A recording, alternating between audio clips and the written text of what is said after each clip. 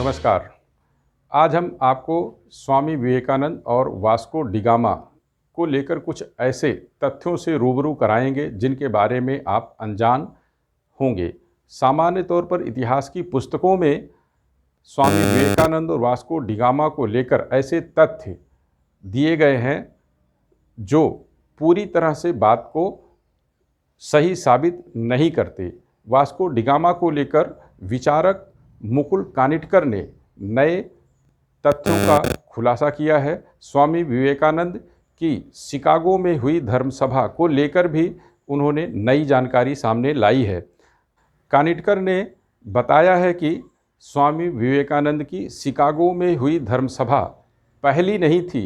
इसके पहले 3 अन्य महान विचारकों ने धर्मसभा में हिस्सा लिया था और उन्होंने अपनी बातें रखी थी। हालांकि स्वामी विवेकानंद जितना उनको चर्चा नहीं मिली, साथ ही यह क्यों हुआ और कैसे हुआ, कानिटकर ने इसे लेकर विस्तार से जानकारी दी है।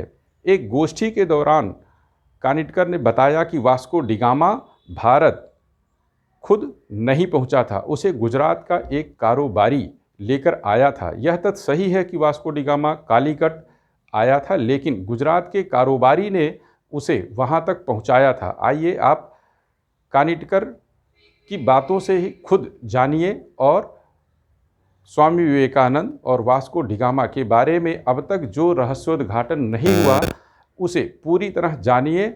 खुद आप हैरत में रह जाएंगे कि ये तथ्य भारतीय इतिहास की पुस्तकों में अब तक क्यों नहीं शामिल हुए। यह अलग चर्चा और बहस का विषय हो सकता है कि इतिहास की पुस्तकों के लेखकों ने इन तथ्यों को क्यों छिपाया, लेकिन कानिटकर की बातों में दम है। उन्होंने तथ्यों के साथ इस बात को साबित किया है। सुनिए कानिटकर से। स्वामी विवेकानंद को तालियां इसलिए मिली कि बाकी सब लेडीज एंड जेंटलमैन कह रहे थे। जब मैंने रिसर्च किया, मेरी लुई बर्ग नाम की महिला ने 6 ग्रंथ लिखे स्वामी विवेकानंद की विदेश यात्राओं को। Swami Vivekananda in the West new discoveries इस नाम से। वो मेरी लुई बर्ग ने शिकागो की उस धर्मसभा में उपस्थित जो श्रोतागण थे उसके प्रत्येक के साथ संपर्क किया, जो जीवित थे, जो जीवित नहीं थे, उनके वंशजों के साथ उनकी डायरिया खंगाली, उसके पूरे मिनट्स पढ़े। और उसके बाद में वो कहती है स्वामी विवेकानंद पहले व्यक्ति नहीं थे, चौथे व्यक्ति थे। उनसे पहले 3 लोगों ने ब्रदर्स एंड सिस्टर्स नाम का संबोधन किया था। श्रीलंका से बौद्ध साधु गए थे, धम्मपाल अंगीकारा, उन्होंने किया था। एक बौद्ध भिक्षु जापान से आए थे, उन्होंने भी यही बंधु और भगिनी वाला संबोधन किया था। और तीसरे प्रताप चंद्र मुजुमदार थे, जो भारत से ही गए थे, थियोसॉफिकल सोसाइटी के प्रतिनिधि थे, उन्होंने भी किया था। स्वामी विवेकानंद चौथे थे। उस सभागृह ने पहले 3 बार वो संबोधन सुना था। उसके बावजूद नाविन्य के कारण तालियां नहीं बजी थी 2.5 मिनट तक। उसके बावजूद 2.5 मिनट तक तालियां बजी, क्योंकि वहां खड़े हुए व्यक्ति के अंदर वह भ्रातृत्व का, वह बंधुत्व का, वह अपनत्व का, वह आत्मीयता का मेरा कोई है, इस प्रकार का बोध उस वाणी के माध्यम से श्रोताओं के साथ जुड़ा था। सुभाष चंद्र बोस बहुत जबरदस्त वक्ता थे, मुर्दे को जगा दिया उन्होंने। अपनी पूरी आजादी सेना युद्धबंदियों में से तैयार की थी। हारे हुए युद्धबंदियों के कैदियों के बीच में ऐसे प्राण फूंकते कि आजाद हिंद सेना की स्थापना हो जाए। वो सुभाष चंद्र बोस कहते हैं आज स्वामी विवेकानंद जीवित होते तो उनके पैरों में मैं बैठा होता। उस सुभाष चंद्र बोस को किसी ने पूछा कि स्वामी विवेकानंद के शब्दों का असर क्यों हुआ, तो उन्होंने अपनी वो कवित्वमय वक्तृता में कहा था, जो बात होठों से बोली जाती है होठों तक पहुंचती है, जो बात गले से बोली जाती है मेरे जैसे चिल्ला चिल्ला के वो गले तक पहुंचती है, कभी कभी गले उतर भी जाती है, लेकिन हृदय तक वही बात पहुंचती है जो हृदय से कही जाती है। और स्वामी विवेकानंद के शब्द हृदय से कहते।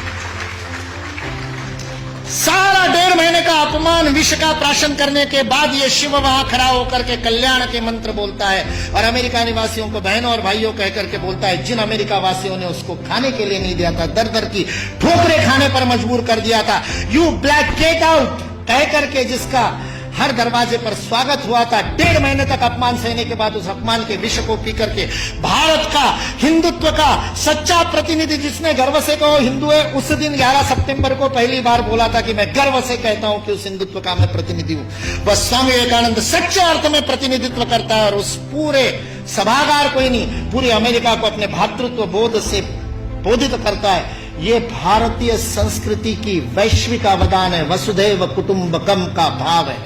हमारे यहाँ किसी भी सामूहिक गतिविधि का सर्वोच्च आदर्श परिवार है। यदि आप अपने संस्था में परिवार का भाव स्थापित नहीं कर सके तो उस संस्था का नेतृत्व करने का आपको अधिकार नहीं है। ये भारत का बोध है।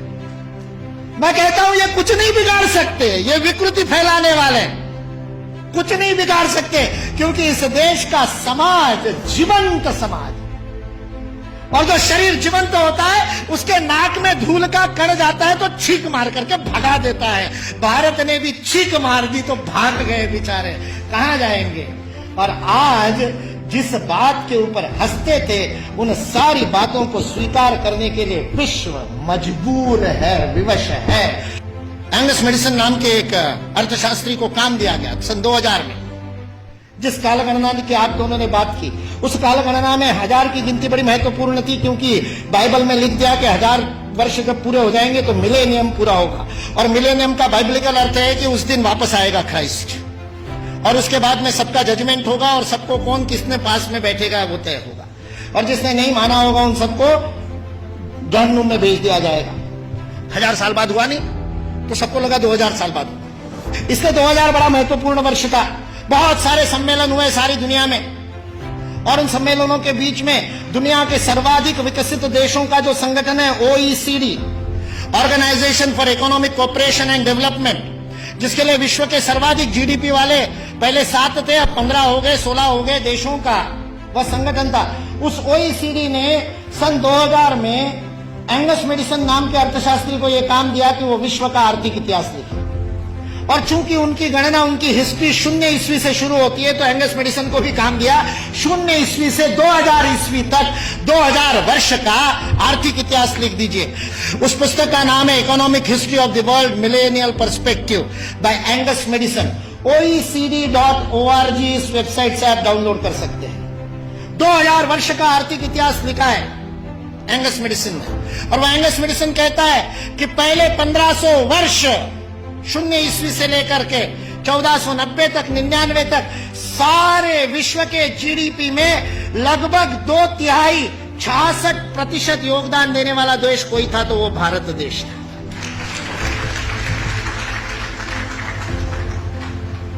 मैं सोच रहा था, इतिहास का मैं विद्यार्थी हूं, आपके जैसा इतना अध्ययन तो नहीं किया, लेकिन मैं सोच रहा था ये 1500 से क्या संबंध है, तो पता चला वास्को दी गामा 1498 में आया था।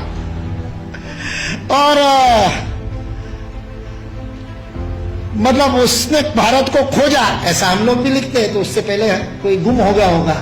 जो गुम हुआ भारत था वो विश्व के 2/3 GDP को प्रोड्यूस करने वाला, और केवल प्रोड्यूस करने वाला नहीं, विश्व को समृद्धि का अवदान देने वाला, वितरण करने वाला। विल ड्यूरांड अमेरिकन इतिहासकार है, 11 खंडों में उसने लिखी है हिस्ट्री ऑफ सिविलाइजेशन। वह विल ड्यूरांड लिखता है सारे विश्व को संपदा का वितरण करने वाला कोई देश होगा तो वह देश भारत देश है। वितरण शब्द प्रयोग किया है, लेन देन नहीं, वितरण करने वाला देश।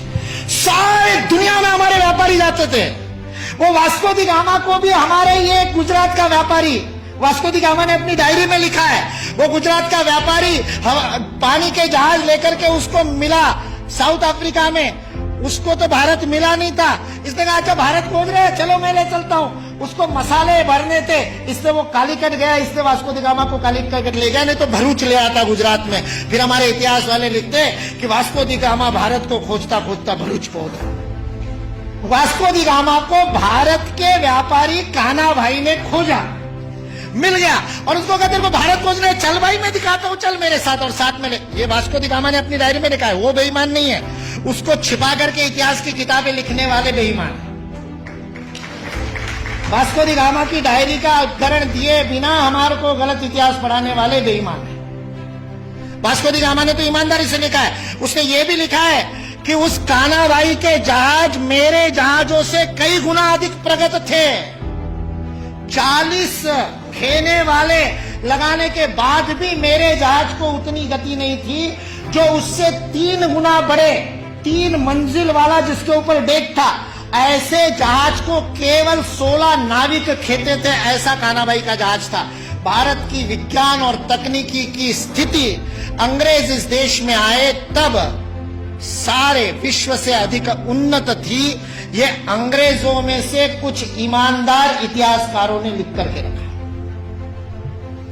इसलिए जो इस गलतफहमी में है कि अंग्रेज इस देश में नहीं आते तो भारत में तो कोई विज्ञान ही नहीं होता, वो इस बात को समझ ले कि अंग्रेज इस देश में नहीं आते तो केवल भारत का ही नहीं, विश्व का विज्ञान आज है उससे अधिक प्रगत हो।